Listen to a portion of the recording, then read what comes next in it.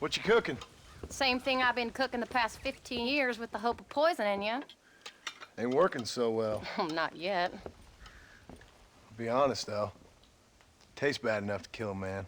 I never was much of a cook, but I did try to be a good wife. And you have been. Given what we was and what we came from, I think we've gone and done okay. I look at Jack, I look at him, and I think we've been blessed. Maybe he can be something more. He's a good kid. He can be whatever he wants to be. He ain't gonna be no frontier gunslinger killing and running no gang, though. That way's over. Railroads and government and motor cars and everything gone and done away with all that. And he ain't gonna marry no orphaned working girl running with a bunch of hucksters, neither. If he meets one like you, I hope he'll marry her. Stop. For an illiterate gunslinger, you sure know how to make a girl blush. God damn crows! John! You have got to go deal with them. They've broken into the silo again and are eating all the corn out from it. Of course, my angel. Wait, get out of there. All right, all right. Come on. Scat. Shh.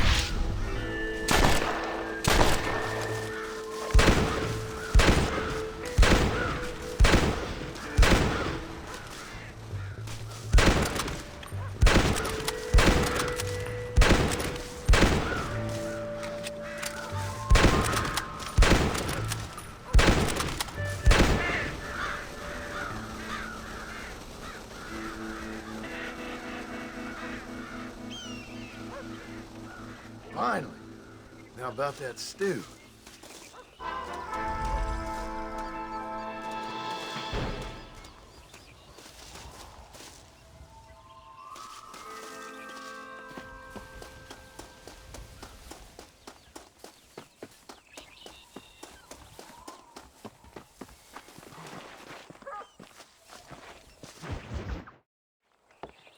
John, we got a telegram from some lady friend of yours, a Bonnie something or other. Something you ain't telling me? Bonnie McFarland. She's a friend. Mm. Saved my life when I went after Bill and nearly got myself killed again. Oh, now you two's in the habit of sending each other letters. How very nice. It weren't nothing like that. What's it say? I don't know. I can't... Well, you know I can't read. Give it here. You read that thing out loud? I ain't hiding nothing. Dear Mr. Marston, stop. Need corn sacks. Stop. Emergency. Stop. Weevils and moths ate entire county supply. Stop. Can you help? Not exactly the most romantic request now, is it? I guess not. She saved your life, you say? Yes, ma'am. Well, then you're gonna have to help her and her family out. We've got a plentiful supply of corn sacks over near the silo. About the one thing Uncle didn't manage to have stolen while we was gone. Okay. Hurry back, John. And John, what's she like? You know. A little bit like you, I guess. She's a woman in a man's world.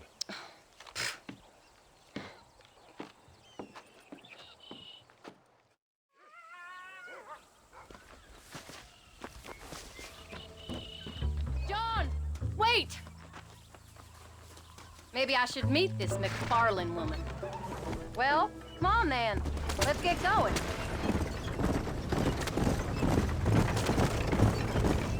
I don't think I can let you go off again without me. Fair enough. I'm glad of the company. You only had to ask. Ask? I was waiting for you to ask me. I thought you'd want to keep an eye on the boy. Oh, while you were off cavorting with cowgirls in the next county, I I don't think so, John Marston. You only just got home. That Jack has seen enough of me for a lifetime. So, is she married?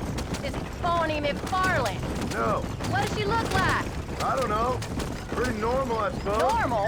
What? Normal like me? No, normal as in 2 eyes, mouth, nose, that kind of normal. Besides, ain't no woman fine as you. A little flattery.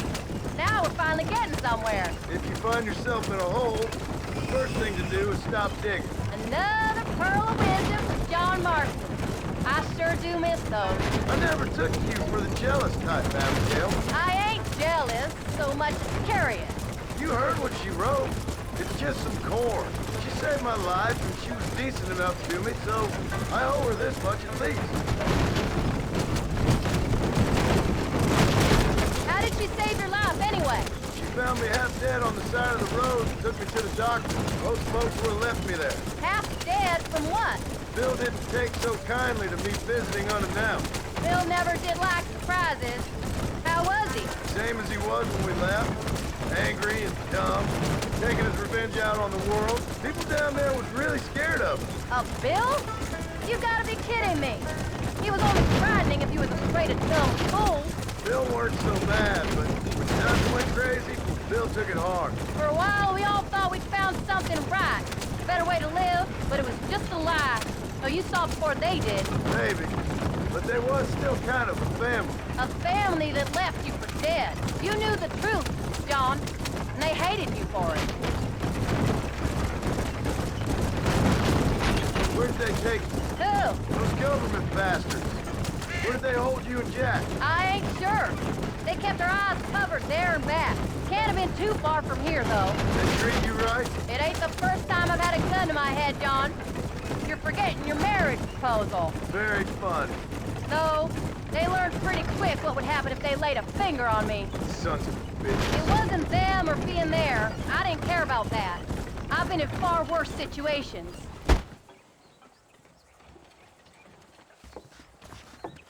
You came. Thank you so much. We lost the entire harvest. Miss McFarland, I'd like you to meet my wife, Abigail. Oh, ain't you quite the gentleman all of a sudden? It's a pleasure to meet you, Mrs. Marston. Likewise. Thank you for saving my husband's life. And for teaching the miserable old goat some manners, among other things. I didn't teach him anything. I know better than to try to change a man. You should meet my father. Oh, people can change, Miss McFarland. John and I have to believe that more than anybody. This is a decent first harvest for you, John. You should be proud.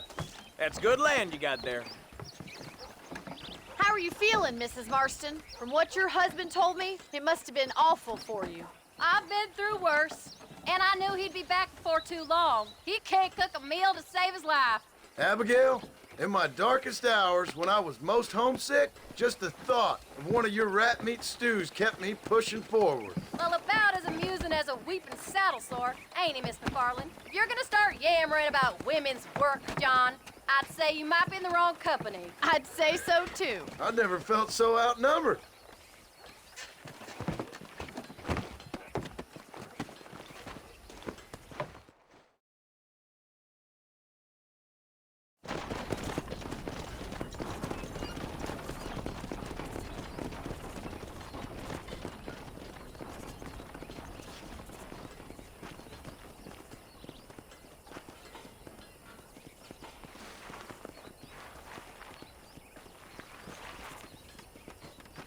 Ma'am?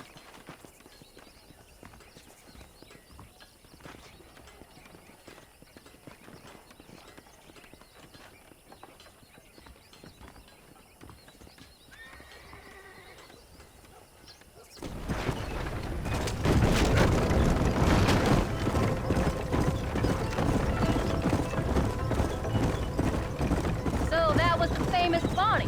That was her, all right. She's pretty. She's normal, like I said. Well, you always wanted to be a rancher. I guess on TV's just your thing. The perfect rancher's wife, if I ever saw one. I already got a rancher's wife. I'm only teasing. I like her, and I'm glad she saved your life. Most of the time, anyways. The McFarlands are good people. She did blush better than a shepherd's sunset when she saw you, though. I have that effect on women. You've clearly had one too many blows to the head. You ain't wrong about that, Mrs. Marston. That's quite a ranch they got there. That'll be us someday. As soon as we get back on our feet. I don't know, John. How many times can we start again? An outlaw and a working girl. We ain't exactly farmers. We are now. Forget that life. It's over. Do you really believe that? We have to. It's the only way we'll ever have a future. The life we led, that doesn't go away. It's never over. You think those government men are just gonna leave us alone now? The old gang's dead. I did what they asked. And that's it? The life, pride, forgiven? We're back together, ain't we? Until they decide you owe them something else. Sometimes I think I was the stupid one for believing I could get out. Maybe Dutch, Bill, and Javier were just being honest with themselves. You ain't perfect, John, and I sure ain't. But you're better than they are, than they were. Maybe we can't change. But we gotta try, for Jack's sake. Come on, John. Let's keep moving. Even if we have to start again 100 times. It's better than going back to what we were. How's Jack doing? Angry, upset. He's been through a lot. I hope he's gonna be all right. It's gonna take time. For a while, his world was safe, normal even. Then it got turned upside down again. He ain't saying much about it. I've tried to talk to him, but how do you explain any of it? What do you say when he asks about Uncle Bill and Uncle Dutch? They were family when he was a little boy. He hides away in those books of his. Wouldn't you? It ain't like the real world's done him many favors. He's just been kidnapped. He grew up with the gang. That's no life for a boy. We did our best to protect him. Come on, John. He saw things no boy should see. Well, now we got a chance to make it right.